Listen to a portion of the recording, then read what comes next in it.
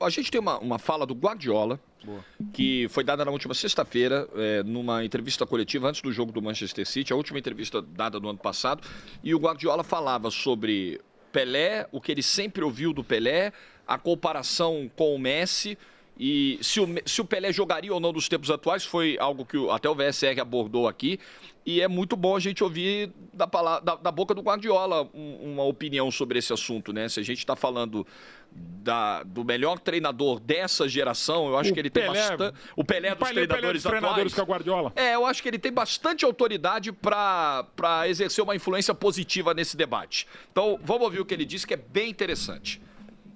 Well, I don't remember clearly, because I have to admit in that period it was not social media. And my father and mother had just one TV with 2 channels. So it was difficult to know it. I realized that when I was in the academy in Barcelona, I have a physio, like he was in love from Brazil. Always talk about Brazil, and started to talk Pelé. And after, when I was, I know, maybe 9, 10 years old, 11 years old, I started to watch some clips. Now I realize, you know, with a lot of images now, how he was strong and he could do everything. The people say, because in that rhythm in that period was completely different, now more spaces. This type of players playing in this period right now, he will have adapt the rhythm and the spaces because they were so good. This type of players, like before I said, they control the game. They were so intuitive. They were so good in the skills and mentality and everything. Like he could play in every generation. And of course, for the people who saw Pelé, for the Brazilian people, I guess, Pelé had been the best. I understand. For Argentina, we say, Di Stefano or Maradona, Messi. So everyone has his own, and this is nice. So that doesn't mean one is better than the other one. So always I would say Messi is my favorite because I was with him and what he had done in 50, 70 years is unexpected, you know, scoring 40 goals every season, win and everything. But I understand that people choose another one. What is the problem? That is for sure, all of them, they make an incredible contribution for our world football, that's for sure. How many emotions give to the people. Better than that is the nice things you can give as a player, no? Give something for the fans, something they enjoy what you do. And they can do it quite regularly. Every season, almost every game, and that is so nice.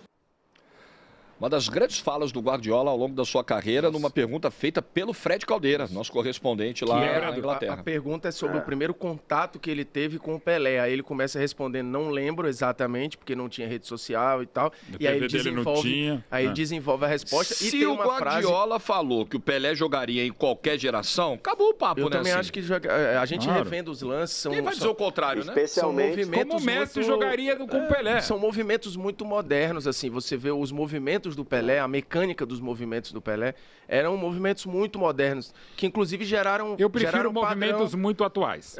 Atuais. Porque o moderno vai ficar velho e não necessariamente moderno é bom. São movimentos atuais, são movimentos à frente do seu tempo. Muito um jogador sem dúvida. Parecia um jogador numa outra rotação. Diga, VSR.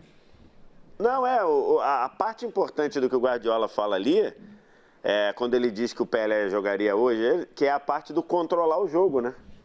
O Pelé controlaria o jogo passaria pelos pés dele. E da força mental. Você ia olhar e falar... Exatamente, da força mental e do controlar o jogo. Então ele ia fazer o que precisasse sair da área para voltar, para armar, para abrir espaço, para não tocar na bola, para dar assistência. Dessas frases que o Mauro falou, tem a do Cantona que diz que o passe do Pelé para o Carlos Alberto no gol de 70, ele compara como se fosse uma pintura. É uma poesia do Rambo. Grande... Poesia do Rambo. Exatamente, a poesia do Rambo, ou isso. Então, e de fato porque é uma coisa que isso aí eu sempre ouvi falar, porque o meu pai fala que no gol do Carlos Alberto em 70, que a câmera era bem fechada, né? Não era hoje câmeras maravilhosas que a gente tem, cara. O meu pai diz que quando o Pelé dá o passe pro lado, ele fala... O que esse cara quis fazer? Porque ele nunca imaginou que ia estar vindo o Carlos Alberto para dar na cara da bola. Ele falou, caramba, o Pelé deu um passe para o lado, o Pelé deu um passe para a linha lateral. Porque, ou seja, né, ele estava mais do que a coisa. Então é isso, né? É um passe que... Isso daí, quando ele fala a palavra controlar o jogo, me chamou muita atenção, porque o Pelé seria capaz de controlar o jogo no tempo de hoje. né? E alternando o ritmo, corrida, da parte física a gente já falou aqui. Então, assim, é muito grande. Eu concordo, defendi historicamente que se debata sobre o Pelé. Eu defendo que se debata, que é algo que eu acho que aqui no Brasil a gente é muito refratário a debater. Eu acho que o debate está aí e a gente pode chegar a uma conclusão. Por exemplo, lá nos Estados Unidos, quando o Formiga falou do cartaz, lá se aceita debater Jordan e LeBron, por exemplo. Se aceita debater. Acho que ainda as opiniões convergem para o Jordan ainda, sobre maior, mas aceita debater.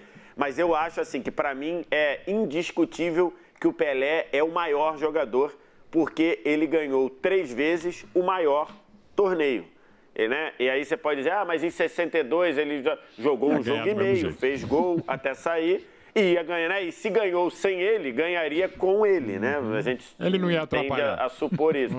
Exatamente. Ele não ia, o cara ia chegar e falar, não, com esse cara aqui eu não jogo. O Brasil joga melhor, mas devia ter. Já devia ter os malas que tem, né? Inclusive, o Ricardinho tá chamando a gente. Mauro, se tivesse...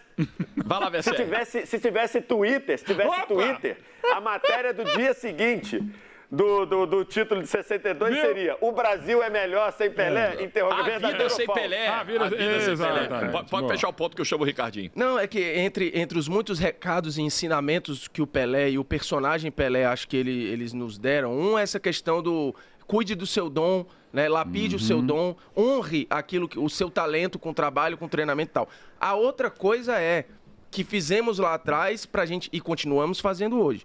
Muita gente, mal lembra disso mais do que ninguém aqui nessa mesa, não queria que o Pelé nem fosse para a Copa de 70. Sim. Estava decretando o fim do Pelé antes da Copa de 70. E quando o Pelé surgiu, salvo engano, acho que o Leônidas era comentarista de rádio, se não me engano. Pan-Americana. E não, isso aí nada demais. Tipo assim... Não, e durante a Copa, ele é individualista. Em 58. Fominha em 58. Isso. Então, assim, ensinamentos que, ao cavucar a história, porque agora a gente precisa contar para as pessoas, a gente segue repetindo padrões equivocados, do tipo querer diminuir talentos novos, e isso aconteceu com o Pelé, de dar porrada, de achar que era abusado, de achar que era não sei o quê, e aposentar talentos mais experientes antes dos 30, porque o Pelé não tinha nem 30 anos. 29. E beleza, ele já tinha dito em 66 que não queria mais jogar, a ideia dele era não jogar, estava frustrado, muitas lesões, 62 tinha sido frustrante, 66 mais ainda.